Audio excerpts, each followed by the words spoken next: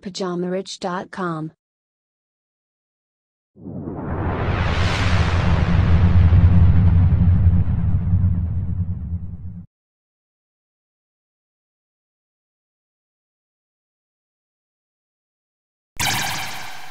Bonjour à tous et bienvenue sur ce nouvel épisode de Richcast de Pyjama Rich TV. Le sujet du jour s'intitule « Quel est le meilleur moment pour voyager ?» Nous allons donc essayer de déterminer ensemble dans cette vidéo quelles sont les meilleures périodes pour voyager et faire des économies. Mais avant cela, je t'invite à t'abonner à la chaîne si tu ne l'as pas encore fait. Pour cela, c'est simple, tu cliques sur le bouton rouge « S'abonner », tu actives les notifications pour être prévenu automatiquement dès qu'il y a du nouveau contenu.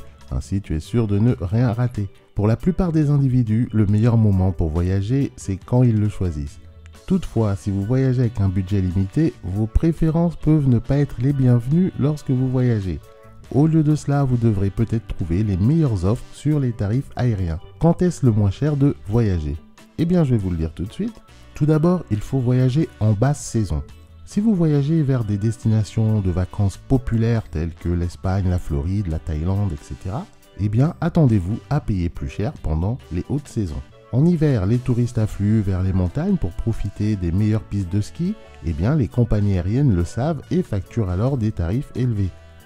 Par contre, les Alpes ou autres ne sont pas aussi populaires en été car il n'y a pas de neige. Les vols vers les destinations montagnes étant moins demandés, les compagnies aériennes proposent alors des offres spéciales et des réductions. Donc si vous le pouvez, sans ruiner votre voyage, voyagez hors saison. Vous pourriez économiser des centaines d'euros ou plus sur votre billet d'avion seul. De plus, comme il est hors saison, vous devriez également bénéficier d'une réduction sur votre location de voiture, voire votre hôtel. Une autre astuce pour voyager moins cher, c'est de voyager tôt le matin ou l'après-midi. Habituellement, les compagnies aériennes ont des vols très tôt le matin, genre à 5 ou 6 heures du matin, et ces vols sont rarement réservés. Après tout, qui veut se lever si tôt pour commencer une longue journée? Si vous voulez économiser de l'argent, eh bien vous devriez. N'oubliez pas que les compagnies aériennes offrent des réductions pour pouvoir remplir leurs vols.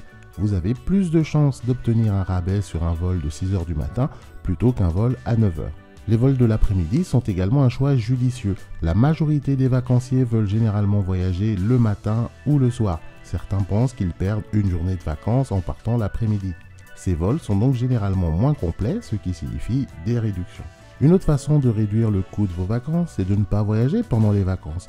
L'un des moments les plus coûteux en avion est celui des vacances. Nous voulons passer du temps avec notre famille, en particulier les membres de famille éloignés, mais malheureusement les compagnies aériennes le savent et essayent d'en tirer profit. Si vous deviez prendre l'avion pour rendre visite à votre famille, il vaut mieux le faire à la mi-juillet plutôt que 2 jours avant Noël ou Pâques.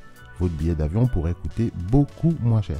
Mais si jamais ce n'est pas possible, il est alors mieux de voyager au moins 3 jours avant les vacances. Comme indiqué précédemment, les gens veulent rentrer chez eux pour rendre visite à leur famille pendant les vacances et ils le font quel que soit le coût.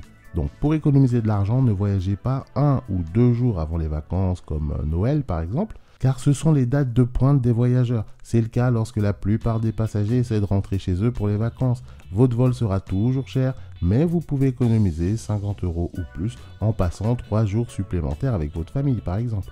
Une façon simple pour s'assurer des vols moins chers, c'est de voyager les mercredis ou les samedis. Quand il s'agit des meilleurs jours pour voyager, les mercredis et samedis sont votre meilleure option. Les lundis et vendredis sont les plus chers. Pourquoi? Parce que les voyageurs qui partent en week-end prennent généralement l'avion le vendredi. Et les gens qui voyagent pour affaires, pour business, ont tendance à voler le lundi. Ce sont pour les compagnies aériennes les 2 jours de vol les plus rentables. Alors évitez-les. En voyageant le samedi, vous évitez la plupart des voyageurs du week-end puisque rappelez-vous qu'ils sont partis le vendredi. En bref, lorsque vous voyagez, cela influence votre capacité à économiser de l'argent. Si vous pouvez être flexible, la prochaine fois que vous voyagez, faites-le. Vous pouvez économiser des centaines d'euros en billets d'avion et faites-vous attention aux dates lorsque vous voyagez. Quelles autres astuces utilisez-vous pour voyager moins cher?